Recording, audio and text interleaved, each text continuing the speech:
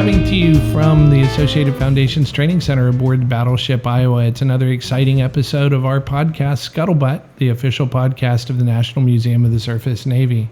Joining me today in the studio is some of the regular cast.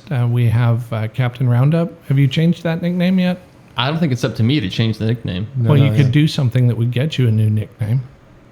The nicknames are assigned, and you need to earn it. They're kind of like call signs. We did a whole episode on that. Yeah. All right. Well, that's Kyle Abe. He's our Director of Development. And Mike Getcher, the Chief Operating Officer, Executive Vice President, whole slew of titles. Chief Engineer, nuts and bolts, whatever. Man about town, all around good guy, friend of the downtrodden, uplifter of those in need. Don't go too far.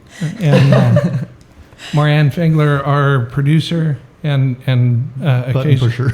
Button pusher. Ice Queen, all of the other things. Yeah, what was the Ice other Queen. one? And What was the other host. one? Oh, Keel Hauler. And a host. Keel Hauler. Keel hauler. I Yes. like skater, but that has a connotation Wait a in the minute. Navy. She's a co-host, not the host. Right? Then- We're all- No, I took the co-host away from myself so that Oh. she could How generous of Bad- you. bad move, Ben, bad executive move. directorship. So, You're welcome. my name's David Camfield. I'm Vice President and Chief Information Officer. And joining us today on the podcast is Ben Poucher. Did I get that right? Poucher? Yeah. Poucher. Friend friends call me Pouchet, but I don't know. They have their own way about them. Yeah, well, friends for some value of. He is the director of Warrior Sailing, which is a nationwide program that trains injured veterans in sailing skill. And that is the sum total of my knowledge about the program, which is why he's on the podcast today to tell us a little bit more about it. Yeah, thanks so much for having me. I appreciate the invite. Anytime that we can talk about the program and talk about what we do and get like-minded folks together and discuss ways that we can help the wounded, ill, and injured veteran community, I think that everybody benefits. So I appreciate the invite. Ben, we chatted a little bit while we were having some technical difficulties getting everything online, and you told us all about the program. And so I'm going to ask you to tell us all about the program again. Yeah, so you guys were asking a lot about just the basics of the program. So Warrior Sailing is a nationwide program, like was said earlier. So we host 3-day basic level certification courses to teach wounded, ill, and injured veterans how to sail. So in layman's term, or a civilian term in my neck of the woods, it's anybody from cancer survivors to spinal cord injuries. We take anybody in between, any age, and we recruit them to come to a basic level course where we teach the skill of sailing. I think that's one of our biggest things that separates us from a lot of other programs. We're here to introduce people to the sailing community, introduce them to the basic skills. We host basic training camps all over the country, usually in locations that we've been going back to for a little while that are close to a VA hospital system, close to a large military population. So our basic training camps are in Annapolis, San Diego, and St. Petersburg, Florida. And it's a 3-day intense learn to sail. You have a coach on board, 3 veterans, and I bring in folks from my sailing career and they get to come in and help us coach the wounded, ill, and injured veterans. And the program was started in 2013, and we've had now 590 folks go through the basic level course since we started. And we're a progressive program. So what I found in starting this program with a couple of friends and my coworkers was, I think that a lot of veteran programs, they have people come for like one day or a weekend and they show people a great time, but there's no continued connection. So like there's no what's next type step. And I think that what we're doing and what we've done over the last couple of years is start to incorporate a lot of next steps for people that have graduated from a basic training camp. So you start with us, we give you the basic skills. Hopefully you feel comfortable enough to go to a sailing or go sailing with your friends and have an idea what's happening so you can introduce yourself, but also what's next with Warrior Sailing. So we do certification courses. We do a basic course, a 101. We do a 103 coastal cruising cert.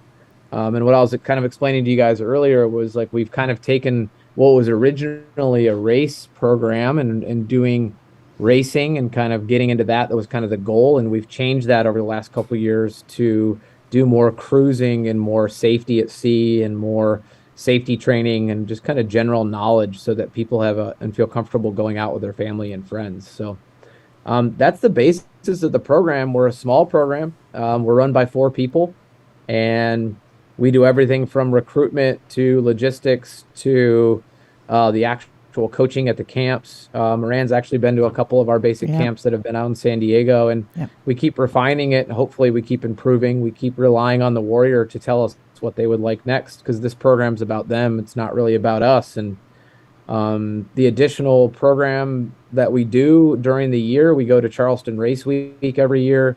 We have a couple regattas and a couple outreach deliveries. Like, we do have an outreach network that connects the veteran and warrior to the sailing community so that they have some additional opportunities beyond our camps. And we come up to the Great Lakes every year, which is where I'm at right now. I'm in Charlevoix, Michigan, which is a little town up in northern Michigan, just north of where I grew up. And I grew up coming in this lake, so I got a chance to bring the program back here. And we come here in the summer, so we're here July, August, and September. And we do a 103 coastal cruising cert, hopefully adding more of those. And we also do the big Chicago to Mackinac race every year. We've done that for 4 years now with some of our more advanced warriors that would like to go racing. We put them in a pathway, so they come up here. We do a safety at sea certification, offshore training, go do the race, participate in a couple different regattas up here. And I'm trying to get more warriors involved to the point where they become coaches too. So we have a directorship program up here. That's very cool. You know, it's really changed my life. This has been a pretty crazy evolution from being a boat captain and working in the sailing industry on private boats and racing professionally to having the opportunity to give back. And I think, you know, we need to make shirts, Moran, for like all the professional sailors that I bring out of either retirement or being in burnout stage of racing sailboats professionally. And they need a shirt that's like, I completed a camp, you know, warrior sailing, help the retired, sailor help somebody else. Because I've heard this multiple times that racing sailboats, you know, it's fantastic. It's fun and it's great, but what's the greater good? And a lot of guys and gals and everybody just in general love to give back, and finding ways to do that. I'm so blessed that I get a chance to do it every day and go raise the money to make sure that this is free for the warrior. So they shouldn't have to pay for this sort of thing. So I'm out knocking on doors and making sure people either donate their boats to us or give us cash to make sure that these opportunities are free. Nice. Wow. I have a dozen questions that popped up. The first one, and I'll just jump in there, and hopefully everybody else will have other things. You mentioned any age. What's the oldest warrior that you've taken out? Oh man, you know, it's like so Corey is he's our in-house non-sailor logistics manager. He does everything land-based, and he does all the recruitment. All the applications come to him. He could probably answer that a lot better because he gets everybody's information and then he coordinates the camps. But we've had some Vietnam vets nice. That have come sailing with us. I think the dynamic and the camaraderie that you get between a Vietnam vet of that age who actually had to do a lot of this work that we're seeing professionals in programs like ours assist the younger folks. They had to do this on their own. And I think it's a pretty unique dynamic to have people who have been through a lot of this psychological, a lot of like isolation, depression, PTS, holding down jobs when they came back from Vietnam in a different environment than we see now. We see a lot more support nowadays than we did when they came baid politically. So, I think that's an amazing dynamic. But the majority of our folks that end up coming to our camps are mid-30s. I think that we have a little bit younger active population that comes to our camps because they see and have heard from their other friends that we're an instruction-based program that gives us and gives people an opportunity to get involved in something they might not have been able to otherwise. So our link to the sailing network, and then also to actually teach people how to sail. People come to these events because they want to learn how to sail. Like, they don't want to come here and have somebody just take them around on a boat. So, I would say the Vietnam vets are probably the oldest groups. I mean, we've had some characters that have shown up to our camps that are just the most motivated older folks that like are all in, and this is such a lifetime sport. Yeah. We make equipment for people who are paralyzed, Oh, so they God. can sail on board the boats. So we've had quads sail on board the boats. I've got a little story about that one. The second or third time I was out with you guys, I was in a boat with, it was me, 2 warriors, and a coach, Dave. Dave Scott. And I had come down from LA to San Diego that morning, and there was a just gnarly, like the worst traffic I've ever seen. So I ended up getting there late, and you guys were already out sailing. So you picked me up at the dock and took me out to the boat.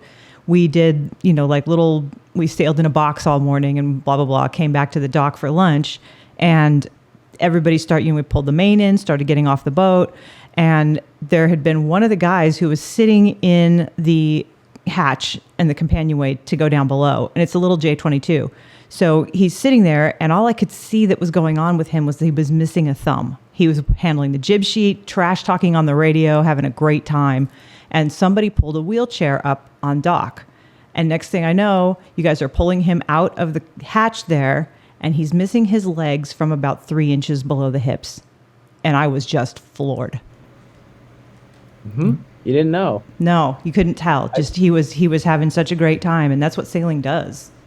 Yeah, and what we found over the years is like, at least this is with our program. What I've felt since I was a Paralympic coach for a little while for the U.S. sailing team, and one of the reasons I ended up meeting folks in Paralympic sailing world was because I had a client who was a single arm amputee. He wasn't a veteran, but he needed equipment that was built specifically for the boats that he raced. And so for 8 years, this particular client of mine, who's become one of my really good friends, I designed equipment and built stuff for him, and he could race against everybody. And he never once wanted to be specifically put in a boat made specifically for someone with a disability. Like, for us at Warrior Sailing, we want to go around using the club's boats. They're already there. So we have equipment that we drop into the boats so we don't put any holes in them. And we travel with this equipment that's pretty mobile.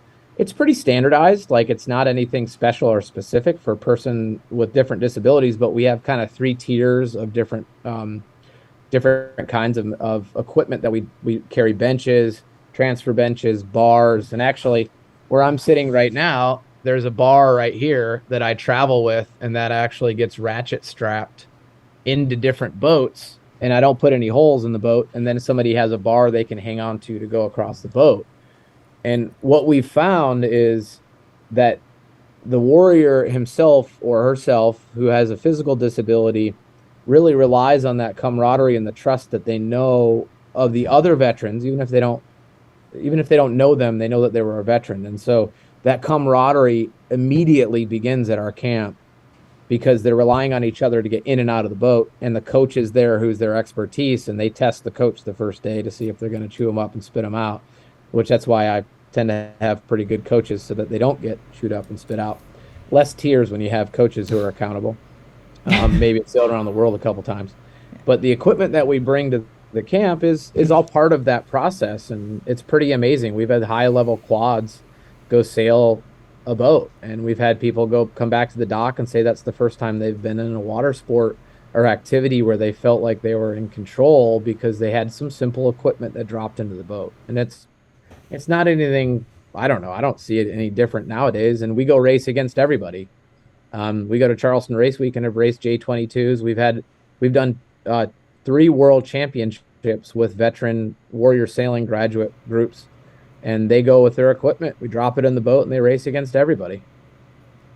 That's cool. We have cool history here with access too. I mean, I think, Ben, I don't know if you know, but FDR sailed aboard the Iowa back in 1943, went over to the Tehran conference, and it was Stalin and Churchill. And back then in the 40s, they installed actually 2 elevators on the starboard side just to get him up onto the O1 level, the first deck up, and also I think to the O3, to the Admiral's Bridge. Mm-hmm. But there's great heritage here. Of course, he was in a wheelchair, and there's a bathtub, which is a cool thing, aboard the ship just for him. It's still here. But we've always embraced that, and made sure that we worked on accessibility early on. We've got well over $100,000 in elevator work that we've done. Right now, I believe we're the most accessible battleship in the world. We have 4 decks available to someone in a wheelchair. And that's pretty cool, just using 3 different wheelchair lifts, essentially. So stuff like that's really important to us as well. Yeah, it's just awareness, right? Yeah. I mean, I think that all of us, so it goes back to gratitude. You know, it's all the things that we deal with on a daily basis that other people who have higher level disabilities, you know, for them to make it to a camp just to travel or even just to make it to breakfast in the morning, not to mention traumatic brain injury, isolation, and things that they lost and camaraderie that they don't have with their teams. But folks that have physical disabilities, they're up at 4:30 in the morning to get themselves ready to get to a camp. Like the least we can do is drop a bench and make it comfortable for somebody. Geez, you know, like put them in a bench. Let's make it happen. Let's get them out on the water. So I heard you comment on fundraising. I was hoping Captain Roundup over here. You'll have to hear that story later. But if you have any thoughts on fundraising or questions or. Well, I was wondering how you, I guess, go about advertising the needs that you have for the various supplies. And you said that you had designed a couple of the specialized pieces of equipment yourself. But when you go out and say, hey, can I use your boat? What is that conversation like? Who are you going to? Well, so the biggest thing when we first started Warrior Sailing, when we first started, it was at St. Pete Sailing Center in St. Petersburg, Florida. And it's one of the things that a lot of people don't understand is like yacht clubs are yacht clubs, sailing centers are sailing centers. Sometimes they have support amongst each other, but it's kind of like the difference between a private gym and a YMCA, and the accessibility and those sort of things are the same. And it's not as restrictive, and there aren't as many barriers of entry into sailing as most people think because of the network of sailing centers that are around these days. And so part of that is going places where people already have fleets of boats because they've already invested in a boat that they have that are the same. So J22s and sonars is the name of the boats that we usually use at the camps. We're slowly incorporating J70s because the clubs that we're going to are moving to kind of more modern, different boats. But they usually at nice or bigger clubs have a fleet of boats that the adult sailing program is based off of. So rather than us show up with all of our own boats, have to set them up and make them specifically made for somebody with a disability, the idea was let's create equipment, bring it to the boat, and then we allow that, you know, it's not doing any harm to their boat. And a lot of times we've left equipment at the locations that we go sailing so that people have an opportunity to come back. So really it's more about the facility fee that we pay the clubs and other places that we go to. Some of that stuff is comped by the club, meaning that they raise money through their foundations to support us to show up. But, you know, I've always said that, you know, it's kind of pay to play, and accountability is a major thing that we really want to be the least intrusive to clubs as we possibly can, while also providing the best service for the veteran. And I have veterans who can go to a camp Tuesday, Wednesday, Thursday. We don't have to do it on a weekend or a busy time. We can do a Tuesday, Wednesday, Thursday camp, which is why Moran gets stuck in traffic. But, you know, that's beside the point. So the boat discussion is like, it's not as complicated as it might seem. Like, you know, it's a flat rate fee that other groups pay, or if somebody comes in to do a regatta at the San Diego Yacht Club, they talk to their program and they talk to the San Diego Yacht Club and they rent the boats out. And it's a flat rate fee, and we have a classroom there, and then we have lunches that were provided, and we have local donors and supporters that support different meals. So some people cover breakfast in San Diego. Some people have us go out to dinner. We house the veterans in hotels, and if they're local, then they drive, and that's great if we can recruit locally to save that money. But that's also kind of what we talked about earlier, is like a lot of people wonder, you know, how can I help? Everybody wants to help, right? But a lot of things that we don't need, and one of them is kind of new locations because of all these things that we have, like the connections for the boats and the people that work there and people that work on the boats. They know where the equipment is. We have hotels that already know our partnerships and know how close it is to the sailing center or transportation or breakfast places, that we have a long, extensive wait list that we need to get through for our basic training camps for veterans that have already applied and already want to come to one of our basic camps. And we have locations sorted for those things. And it's just about keeping those existing programs moving forward and having the money that make it free for the veteran. Right. So that's big. Our larger foundation that I was explaining earlier that operates Warrior Sailing, they pay the administrative costs for our program. So my salary and the other 3 people that work for Warrior Sailing to make sure this thing works and it moves along, all of our administrative costs are covered by that foundation and the boat donation program, so that when people donate money to Warrior Sailing, it's going to cover these expenses for boats, equipment, sales, meals, transportation, hotels, all of that stuff to make it free for the veteran. Well, I think maintaining those relationships you have across the country are so important because, as you mentioned, there are 4 of you making this happen. So, do you have volunteers? How are you empowering people around the country to help support and make this program successful?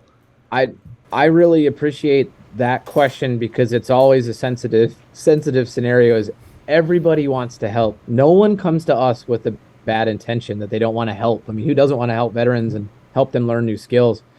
At our basic camps, and Moran saw it firsthand, the camaraderie that we develop between the veteran, the 3 veterans, and the coach is probably the most important dynamic. And the 21 to 27 veterans that we put in a classroom, it creates this sense of camaraderie and small teamwork that has been missing really from their time in service. And so volunteers at that level aren't really needed because we got the coach and the 3 veterans. And there really isn't anything more awkward than being someone who's already socially awkward or isolated, and you're finally out of your house and you're with 21 to 27 new people in a room. The last thing we need is like 10 people standing in the back of the room with nothing to do. Right. Or if you're physically disabled, or if you have an adaptive need, watching somebody struggle to get into a boat on a dock isn't necessarily comfortable for the warrior. Mm-hmm. You know, they need to learn how to do this as a team. If you have 2 or 3 veterans that you already trust because they're veterans and a coach that knows sailing, we got the bases covered. Right. I mean, so we're kind of like good on volunteers for our basic camps. Yeah. The best thing to do, I mean, I hate to say it, but cash to support the program. I hear you. We put butts in seats, and we make the experience what it is. We're dedicated to the veteran, and we want to support those initiatives. We're trying to get more scholarships for travel expenses because that's one of the hardest things that we have to cover. Is like, you know, a guy is from the middle of the country, or gal's from the middle of the U.S. and wants to go to a basic camp. We have one in San Diego or Annapolis, and it costs a lot of money for some of these folks, and they don't have the money to do it. Yeah. I wish they could apply for travel scholarships so that we had money so we could make sure they get there. You know, people covering a meal, that's $400 that I don't have to raise. Yeah, no, that's great. And it's awesome to see a program kind of operating itself and strengthening itself internally. You have program members that are helping make this thing run. I got a comment, just it was kind of comical to me in a different way. I think you mentioned a donation program of sailboats and stuff like that. Having been a participant to some extent, or the receiving end of that at a former institution I worked for, it was frankly awkward. A lot of the stuff that was donated was just junk at some elevated value, and you have to hang on to it for a couple of years for the tax purposes. But sometimes there was some wonderful stuff, and I'm not a sailor, Ben. I'm a motorhead guy, even though we do have a sail locker up here forward, just about 100 feet up ahead. Use the term loosely. It's an awning locker. Yeah. Sail locker. That's what it says in the print. But stuff with soft stuff instead of steel. I was fortunate to live on a 51-foot Stevens, but it had motors in it, so it was one of the donations. But I appreciate the donation aspect. Yeah, the larger foundation that I was talking about operates a really big boat donation program. One of the biggest in the country. The U.S. MMA Sailing Foundation is our parent organization. So if you do look up Warrior Sailing, we're a program of the U.S. MMA Sailing Foundation, and essentially that boat donation program pays all of our administrative costs. And the donated boats that we get are a little unique, you know. I mean, we have Volvo 70s and Mod 70s and some really big racing sailboats and things that the people that need tax deductions and want to assist to make this stuff happen. We have boats that are used for our program. So I have a Beneteau 40.7 and a J95, and they're simple boats that we can use in our program. J22's here. There's a couple boats that we have on the East Coast that are used now for deliveries and systems training. And those essential boats that are used in our functions and used for our programming are our workhorses. And we really use those things in those 3 years that we have them. And there are some boats that are really way out of our league for warrior sailing, and it's not realistic to throw a bunch of veterans on the boat that don't know how to sail if it requires professional sailors. Those boats operating for 3 years, when we cash them in, that money goes to support good organizations. It helps make these things happen. Just to clarify, US MMA is not a fight club, right? No, we can talk about it. Yeah. US Merchant Marine Academy. Well done. Well, so originally the Sailing Foundation started as a support organization for the Merchant Marine Academy, and that's really where it got its start.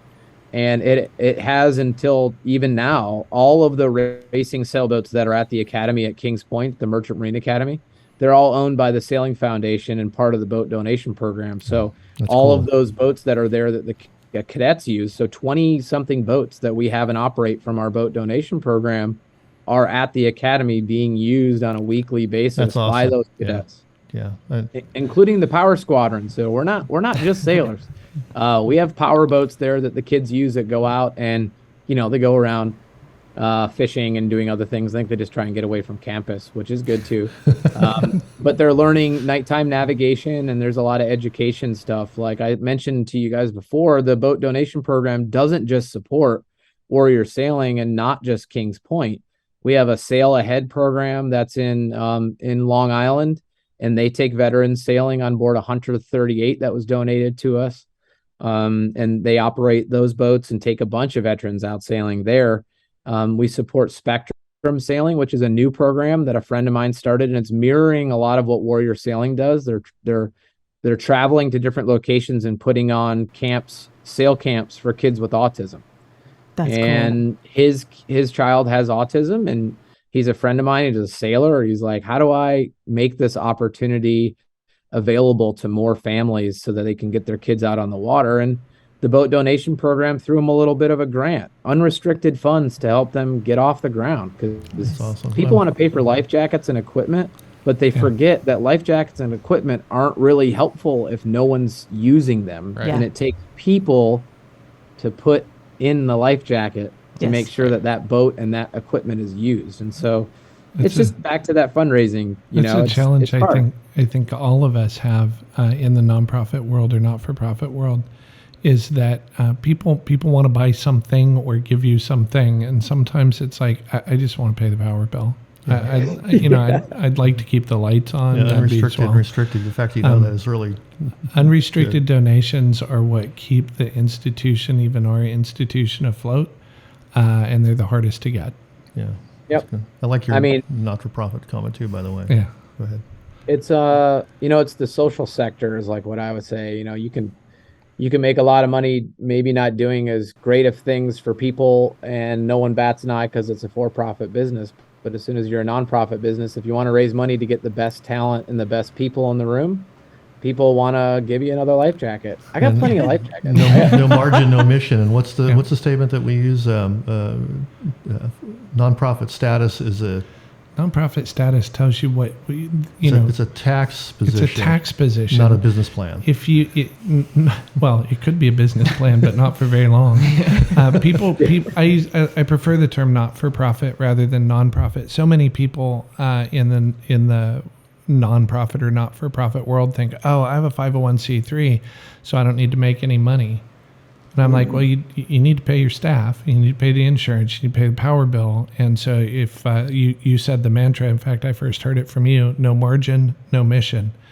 You have to generate revenue so that you can keep the mission moving forward.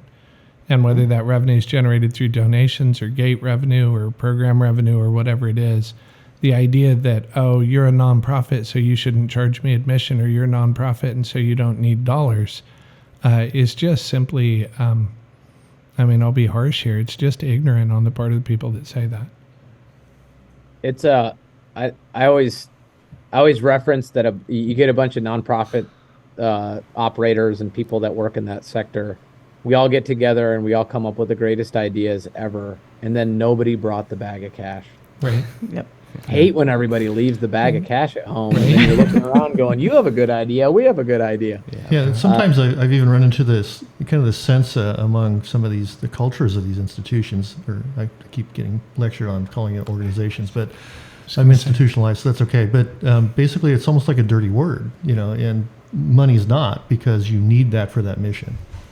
That's okay. Yeah. Like, I think- you guys ever listened to a TED Talk by Dan Pilata? Not that I recall now. I'll send it to Moran. You guys should check it out. It's how we think about charities is dead wrong, and That makes sense to me.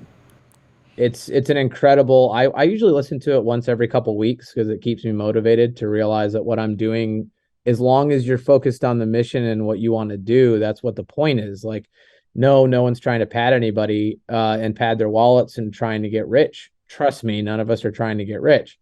The idea is that if you are on mission and doing the right thing for the people you're serving, that doesn't mean that we have to be broke or that I can't operate, going to meetings and getting $1 million boats donated from the folks that are essentially distributing their wealth evenly out and around. And it's something that I talk about a lot locally too, is the Sailing Foundation has funded, after the boats are donated to us, we have to pay all the expenses, and boats are expensive. Yeah. You guys know that better than We got a anybody. really big one. Yeah. Really big ones with really big rooms and electricity, Well, and it still fits the basic definition, which is a large hole in the water in which you pour vast sums of money. So, It's funny, people don't even in LA really understand. We pay our bills here. We have a power bill. We actually pay rent for it's not a slip, by the way, it's kind of long, 1,600 feet. But, we pay all that stuff. It's actually necessary. And in our case, there's always an assumption that you're a big gray ship and there's a big 4-letter word called Navy behind you. And it's not, it's all a nonprofit. It's a private institution or organization.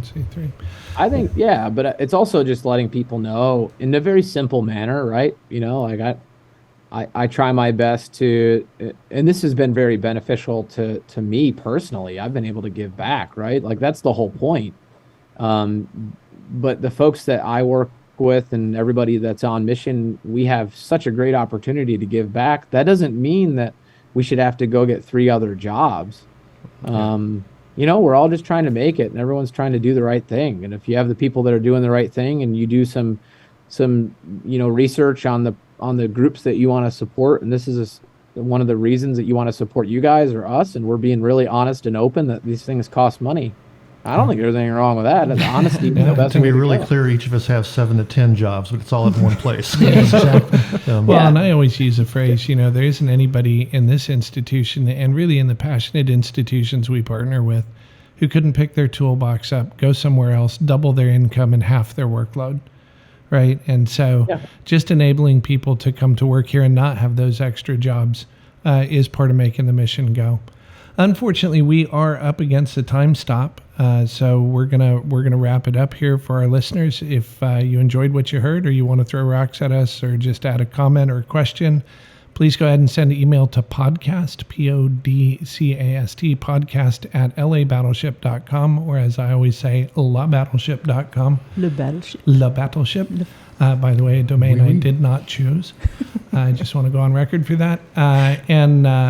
Thanks for listening, and join us next time for another exciting episode of Scuttlebutt. Thanks, Ben. Yeah, thank you, Ben. Bye. Yeah, Thanks, thank Ben. you guys very much for all the time. I appreciate it. Always good to have good discussions.